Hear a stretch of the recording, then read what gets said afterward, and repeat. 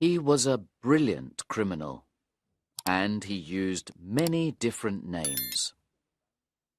The man who robbed the bank in Detroit and shot the bank manager was known as Captain Matherin.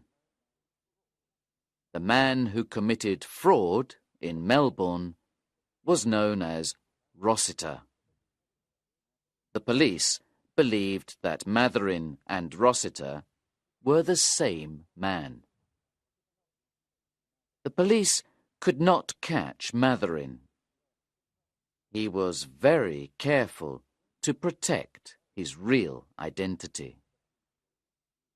Most of the people who worked with him did not even know what he looked like. Only 2 people in the world could identify him. One of them was the bank manager he had killed in Detroit. Matherin shot him in front of his girlfriend. It was the other person who ended Matherin's criminal career. It all happened in a very dull way, if you look at it from one point of view. But the story is very different if you look at it from another point of view. I first heard the story from a young detective that I met in a pub near Westminster. Then a young woman called Miss Van Snoop gave me more information. A young lady was driving down Regent Street one day in a horse-drawn cab. It was about 1:30 in the afternoon, and it was warm and sunny. The cab was travelling slowly because the young lady said she was frightened of horses. Regent Street was full of women doing their shopping and men standing around talking. The young lady looked at the street with interest. There was a little stir as the young lady's cab approached the Café Royal. One cab was stopping outside the restaurant, and there were 2 others behind it. The traffic in the street stopped for a moment. The girl looked at the people who were standing on the steps of the building. She sat back quickly in her seat. "Drop me here," she told the driver. Her accent was American. The driver stopped the cab and the girl got out. She gave the driver a coin. The driver looked at it with interest. He smiled. "Americans are very generous," he said to himself. The girl walked towards the Café Royal. She glanced at the men who were standing on the steps. Several of the men looked at her with interest. They were surprised to see a woman on her own. She entered the restaurant and walked into the dining room. "American, you can be sure of that," one of the men commented. "They go anywhere they want. They're not afraid of anything." There was a tall man walking in front of the girl towards the dining room. He was very well dressed. He stopped for a moment when he entered the dining room. He was looking for a table. The girl stopped behind him. The waiter waved the man to a table. The girl sat down at a table behind him. Excuse me, madam. The waiter said to her. This table is for 4 people. Would you mind... I guess I'll stay where I am, The girl said softly. She gave the waiter a determined look and put some money into his hand. The restaurant was full of people. Many people looked at the girl who was eating alone, but she did not seem to be embarrassed or shy. She did not look at anyone. When she was not looking at her plate, she kept her eyes fixed on the back of the man at the next table. He ordered champagne with his lunch. The girl drank water. Suddenly, she called a waiter. Please bring me a sheet of paper and my bill, she said quietly. The waiter came back with a sheet of paper. The girl thought for a few minutes. Then she began to write something. She folded the paper and put it in her purse. Then she paid her bill. A few minutes later, the man at the next table paid his bill as well. The girl put on her gloves and watched the man's back. The man got up to leave the dining room.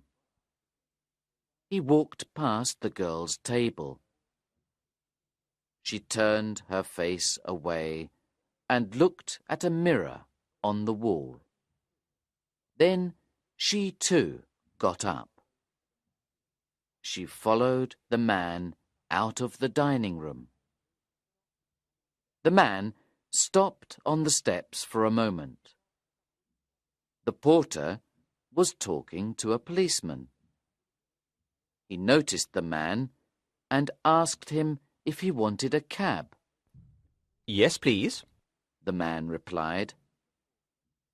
Then the porter noticed the girl. She was standing behind the man. As he turned towards her, he saw that her hand was in the man's pocket. She was stealing something. She pulled her hand back quickly. What? The man cried out. He turned round to face the girl. Is something missing, sir? The porter asked him. My cigarette case, The man said. It's gone. What's this? Said the policeman. He stepped forward. The porter pointed at the girl. That woman has stolen this gentleman's cigarette case, He said. I saw her doing it. The man looked at the girl. Just give it back. He said quietly. I don't want to make a fuss about it. I haven't got it. The girl answered. I'm not a thief. I never touched your pocket. I saw her do it. The porter said again. Right. Said the policeman suddenly. You'll have to come with me, young lady. You too, sir. He said to the well-dressed man. We'll take a cab to the police station. I didn't steal anything. The girl said again.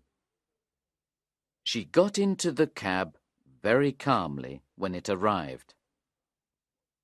The policeman watched her carefully. He did not want her to throw anything out of the window.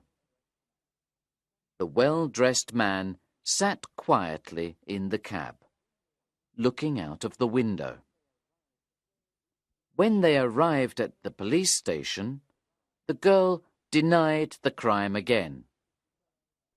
We'll have to search her, the inspector decided. She was taken to a room for an interview with the female searcher. The girl entered the room of the female searcher. As soon as the door was closed, she put her hand in her pocket. She took out the cigarette case and placed it on the table. There you are. The girl said. Now, She went on. I want you to look in this pocket. Find my purse and take it out. The woman took out the girl's purse. Open it. The girl ordered. There's a note inside. She said. Read it, please. The woman took out the note the girl had written in the restaurant. It said, I am going to steal something from this man. It is the only way to get him into a police station without violence. He is Colonel Matherin, alias Rossiter, alias Connell. The police in Detroit, New York, Melbourne, Colombo, and London want him. He is a very dangerous man. I am a New York detective, Nora Van Snoop. Take that note to your boss. Miss Van Snoop told the woman. Do it now. The woman left the room and spoke to someone in the corridor. A few minutes later, the inspector came into the room. Don't worry. Miss Van Snoop told him. I've got my documents here with me. I can prove who I am. Are you sure that this is the man who shot the Detroit bank manager? The inspector asked her. Heavens! Miss Van Snoop cried. Didn't I see him shoot Will Stevens with my own eyes? Didn't I join the police to find him? The inspector left the room. The girl listened attentively. Then she heard a shout from the next room. What? The inspector came back. I think you're right. He told her. It is Matherin. But why didn't you ask the police to help you? I wanted to arrest him myself. Miss Van Snoop explained. And now I have. She said quietly. Oh, Will. Will. Miss Van Snoop sat down and began to cry.